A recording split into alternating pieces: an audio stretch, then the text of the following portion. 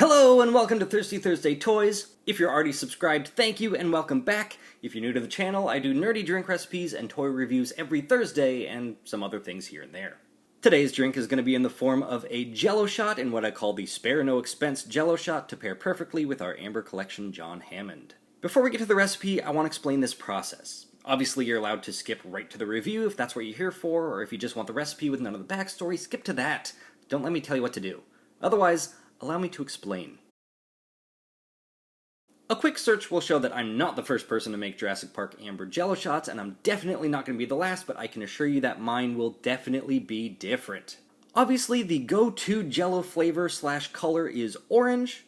Orange? Do you say orange or orange? My parents are from one coast, I'm from another. I switch back and forth. Orange? I'm going to say orange. Obviously, the go-to Jello flavor / color is orange, but Amber isn't exactly orange. It's not orange Jello orange. If you've seen actual Amber, you know that it has a wide range of shades, from a deep, almost brown color to something much more goldenrod. You can even see it here in the packaging. And while there's nothing wrong with orange Jello, you get something like this. If you can find a mango Jello, that's the perfect color. But if you're like me and you've driven all around and have come up empty-handed, you'll have to come up with a different solution. It's easier to make Jello darker than it is to make it lighter. So if you want to go for more of the darker shades, you can add in something like a dark spiced rum, and you'll get a much deeper color like this. For me, I wanted to go with the lighter shades, so instead of the orange Jello, I used the yellow lemon Jello and put in a drop of red food coloring. However, even with one drop in the entire batch, it was still about as orange as the regular orange. I mean, you can hardly tell them apart. So instead, I had to dilute the food coloring even further to achieve this, which is a little darker than it appears on camera, but it's exactly what I was going for. Additionally, some recipes go the extra mile and try to put a candy bug in the Jello shots, but here are some problems. You're putting gelatin into gelatin. The gummy bug will either start to absorb the still liquid Jello and expand, or it'll start to dissolve in the still liquid Jello and be hard to tell where the bug ends and the rest of the shot begins. To this, I say spare no expense and get some actual bugs. Then you can get something like this. Alright, thanks for humoring me. Recipe time! Okay, you will need a small pot, a measuring container that has at least 2 cups, a tool with which to stir and scoop, lemon Jello, just a 3-ounce box, containers in which to put the Jello shots. I'm going to use a dozen 2-ounce containers, the kind I get comes with lids, red food coloring, your bugs, and some champagne. Spare no expense. Or, I mean, you got toys to buy and bills to pay, so maybe spare some expense? You're going to start by chilling the champagne. If you're like me and you've already started to enjoy said champagne, that's okay. You just need 1 cup, that's 8 ounces of it. So I'm going to put this back in the fridge. Now we'll need to dissolve the Jello in 1 cup of boiling water. But here's the thing, we need to dilute the red food coloring. So instead of putting the 1 drop into 1 cup, I'm going to put the 1 drop into 2 cups. So I'm going to fill this up to 2 cups, like so. I'm going to be careful to make sure I'm just putting in 1 drop. Stir that in. Looks way more yellow on camera, that's bizarre. And I know it's 2 cups here, you're only going to use 1 cup. So pour just 1 of those cups into your pot. What do you do with the other cup? Drink it, it's just water with food coloring. Set your pot of slightly red water on the stove, set it to boil. Keep an eye on it, it's not going to take too long to boil, it's just 8 ounces of water. While that's boiling, you can take this time to A, make sure you have enough room in the fridge, and B, set out your dozen cups. If it's boiling, take it off the heat. Make sure you turn that off. Take your packet of Jello, pour it in, stir until it's all dissolved.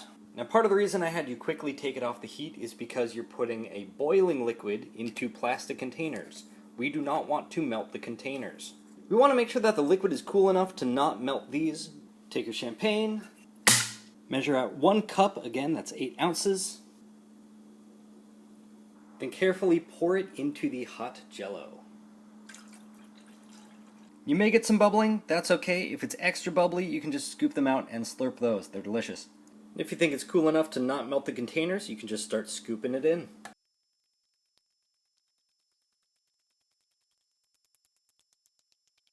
Then stick them in the fridge. Once all the cups are in the fridge, set a timer for about 40 minutes. That's 40. If we put our bugs in immediately, they're all going to float to the top, and there's nothing wrong with that. I just like how they look when they're kind of right there in the middle. But once the Jello's all set, it's kind of too late to get them in there. You'll push them in there, and then you just got this kind of ruined Jello shot. So about 40 minutes is when it starts to set enough that the Jello has enough kind of rigidity, but you can still get the bugs in, and it can close up and not look like you just shoved a bug inside the Jello. Additionally, if you do get these, they are kind of long, so I break mine in half to stick them in there. So you only have a little bit of bug right there in the middle, and it's easy to swallow. You don't even taste it. After about 40 minutes, you can take them out. See, they're not fully set, but they're definitely getting there. I'm going to take my bug and break it into 2 parts. Set it right there in the middle. Just going to take a toothpick and push it down into the Jello. There we go. Now you have that bug right in there. Then I'll set it back into the fridge to finish setting. You can go ahead and do this with the rest of the batch.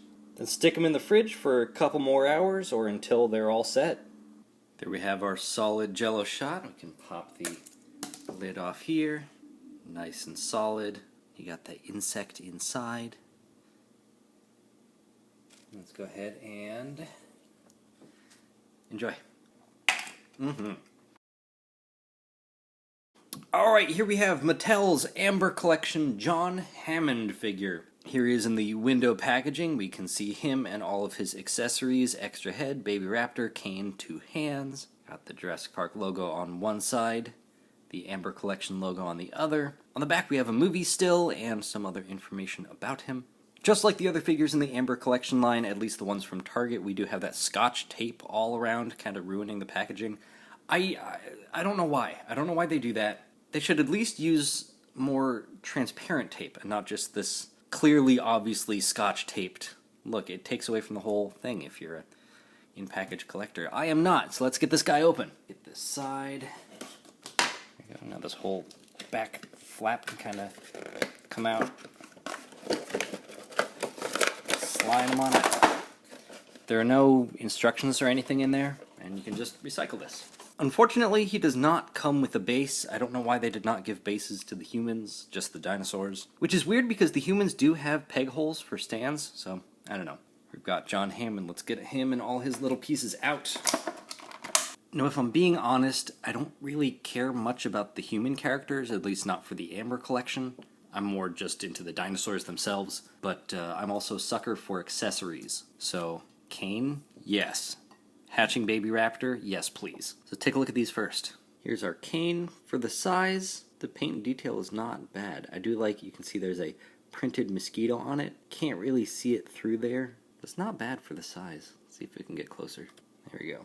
It's the same thing they did for the 3.75 inch figure. Let's see if I can get that. Here are the 2 canes, and you can see there's slightly different shades of amber on the canes, but they both have that printed mosquito.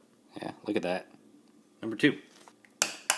Here we have the hatching baby raptor. Does not look as good up close and in person, but I'll take what I can get. This is a neat little accessory. Let's see if it can stand. Stands up on its own. Nice. Hammond also has a pointy hand. This one can still hold things or get Mr. DNA extracted from his finger there. Then we also have this hand. I believe this is meant to hold the baby raptor. And that fits perfectly right in there. And that holds it. Nice. He also comes with a bonus head. I gotta say they did a great job on the sculpt and paint on these. You know, for what they are. For 20 bucks. And it looks like that just pops in and out with a ball joint. This one has no hat. Alright, here he is, the man himself, John Hammond. The detail, the textures on the fabrics and materials here is awesome. So let's see if we can pop his head off. Ooh, his hat is nice and flexible. It's pretty easy. See if we can pop this on. There we go. And since it's a nice big ball joint, we've got a good range of motion. Not that he would ever do this, but you can if you want to. Glasses, they are glued in on the sides here, but it is a separate piece. Down, you can look up, left, right, side to side. Lots of articulation on this guy. You've got full 360 at the shoulders. Also can come out to about here. I'm not sure if it stops there because that's where it stops or because of this piece, but I don't want to break it. You've Got a swivel here. Got this nice double jointed elbow here. Not bad. It is a slightly different color plastic. You can see that there, but that's, doesn't bother me. Full wrist rotation here, and this flexibility here. He does have waist articulation with these joints in the hips, so you can rotate out a bit. The shirt here is flexible, so it does allow for some movement like this. Then you have full 360 here, another double joint here on the knee, and some rotation here in the foot. And I do appreciate how they could have easily just copied the same pants, but nope, totally different sculpt, different shoes, everything. Let's pop his hand out, give you a baby raptor. A little nervous about, oh, no, that was easy. There he is with cane and raptor. Rotate him around. It's interesting the detailing that they gave his outfit there, that kind of gray dry brushing. Here he is next to Mr. Arnold. You can see that Sam Jack is taller. Definitely puts the legacy figure to shame. This is pretty good if you want to redo the Hello John scene. One thing I do want to mention with the Jello shots is that a full batch only has 8 ounces of champagne, which, depending on how generous your pour is about 1 to 2 glasses. So it shouldn't be too much.